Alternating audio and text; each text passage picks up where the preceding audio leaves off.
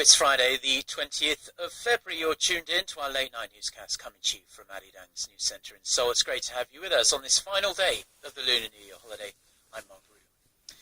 Now, the Lunar New Year holiday is practically over, bar the weekend. Millions of Koreans have spent the last 3 days travelling back to their hometowns and paying their respects to their ancestors and elders.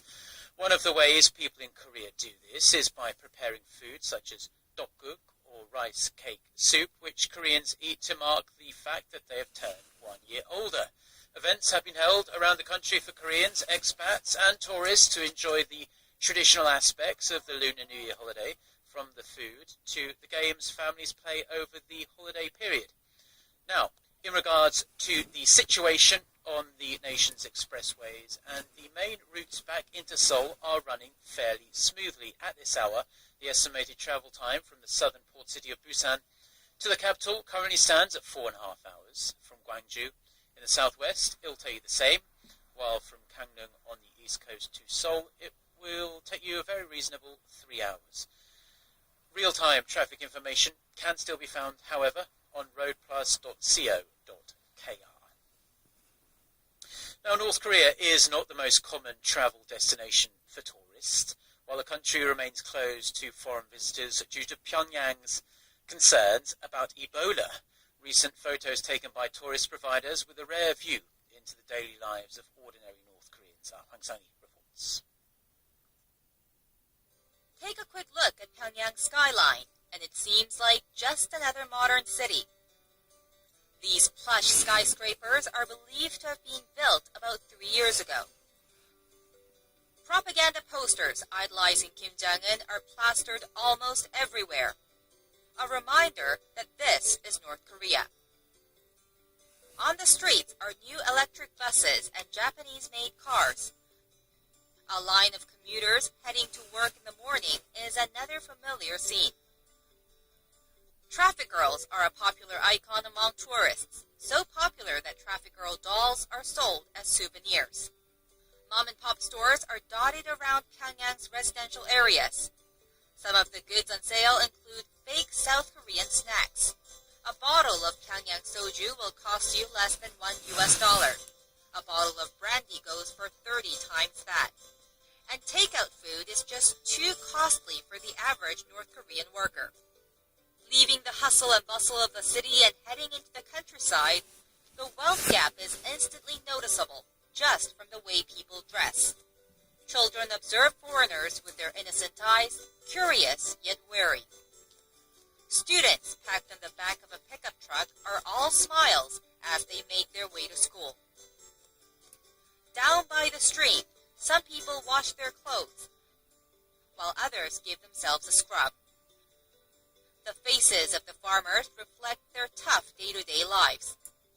These rare photos serve as a window, offering a peek into the world's most closed state. Hwang Sang-hee, Arirang News. Now, residents in Northern Australia are dealing with the aftermath of 2 major cyclones that ripped through their towns. In Queensland, Cyclone Marcia, which rose to the most powerful Category 5, slammed into residential areas, destroying homes, uprooting trees and cutting power to thousands.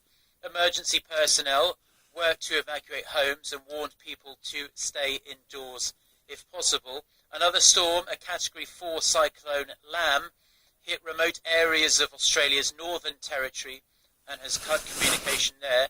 Now, the damage is being assessed as we speak and is predicted to be severe, as you can tell by the video there. There have been no reports of deaths or injuries as of yet, though. Australia's weather agency says the worst is over, but there are warning that heavy rains and flooding will continue for the next several days. A major offensive is being prepped to oust the extremist Islamic State group from one of its strongholds in Iraq. A US official says well over 20,000 Iraqi and Kurdish troops will be used to liberate Mosul, which has been under Islamic State control for around 9 months. Connie Lee has more.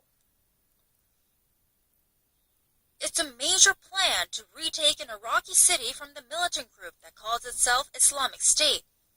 An unnamed official from U.S. Central Command says a joint Iraqi-Kurdish military force of up to 25,000 soldiers backed by U.S. forces is being prepared to retake Mosul from the extremists. The militants, weakened in recent weeks, have been dealing with airstrikes like these over the past few days. The combined joint task force said 15 airstrikes were conducted between Wednesday and Thursday on Iraqi cities, including places near Mosul. The plan to retake Mosul is currently being readied for sometime in April or May, according to the U.S. official. This is before Ramadan, which starts in June, and before the summer heat becomes problematic. The U.S. official says all fighters will be trained by U.S. forces before taking on the estimated 1,000 to 2,000 IS militants controlling the city. According to Reuters, Iraqi security troops will make up the primary attack force, while Kurdish troops will approach the city from the north. Mosul, Iraq's second largest city of more than 1 million residents, fell into IS hands last June. If the plan is successful, experts say it will deal a crushing blow to IS, which calls Mosul the capital of a self-declared caliphate. Connie Lee, Arirang News.